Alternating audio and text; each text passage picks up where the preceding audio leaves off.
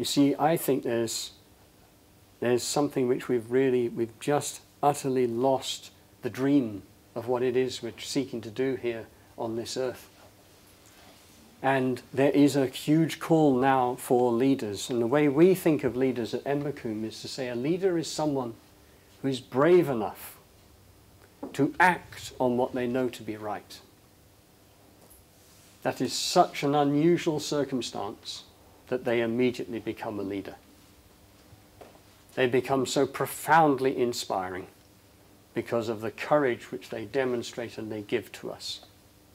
Another one, we say a leader is someone who in whatever context they happen to operate, at whatever end of any hierarchy or status system or anything else they exist to empower others to become leaders.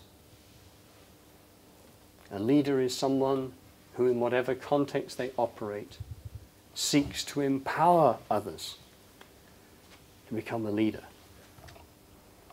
Because we all should be leaders. We should be our own self-leader. We should know when to step forward and when to step back. But I actually think, you see, there has to be room for all of us in the ways that we are. And I would happily admit about myself that I'm competitive, aggressive, egotistical, and a whole host of other things. I think probably not so dissimilar to many others. So it's no use me imagining that I can be perfect, since I'm most manifestly not. I have enormous amount of energy, somewhat less now that I've reached my 60th birthday, but I have still a lot of energy. I love a battle, I love a fight. I always did. I used to like doing it really, you know, I just love it. I need a place to be able to bring me. And each of us, this is it. It's no good if we're trying to be servants or hosts or something else, if our interpretation of that means that we somehow become constrained in something that's not us. So I actually feel it is about a dance. We do want a warrior in certain circumstances. That door bursts open and someone comes through an AK-47 and we're the hostage group and all hell's breaking loose. We'd just hope that one of us, given the chance and the ability and the means, might be at that guy and just and the situation closes down. We really hope that might be the case. And we're in a different situation and we want different things. So we need a place where we can bring all of ourselves, but we must be surely committed to our own unfolding as people.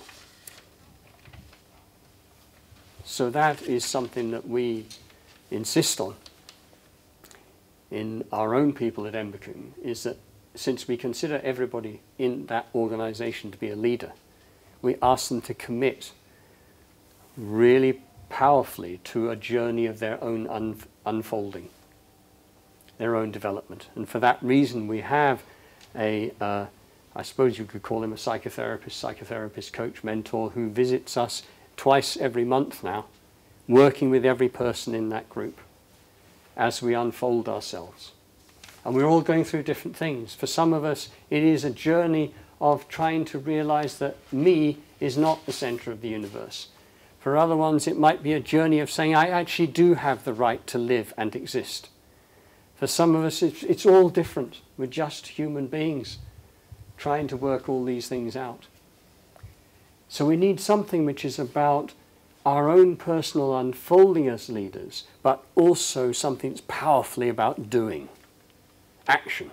So our mission is to touch hearts, stimulate minds, and inspire committed action for a truly sustainable world. We're not a retreat. I can't bear people when say that Embacombe's a retreat. It's not a retreat, it's an advance. It's a training camp for peace activists, whether they happen to be corporate peace activists or teenage activists. You know, it's a training place for people to imagine that they're here on this earth to do something, find the courage to do it, and then they'll go and get the skills and step forward